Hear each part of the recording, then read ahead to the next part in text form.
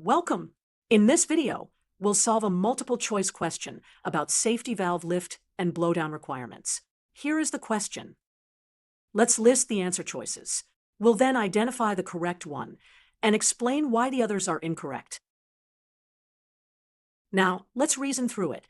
The question is asking for specific numeric requirements: minimum lift, blowdown limits, and reseat pressure. Option A is the only choice that gives a full numerical specification, and it matches the Part 14 safety valve rules. So the correct answer is A.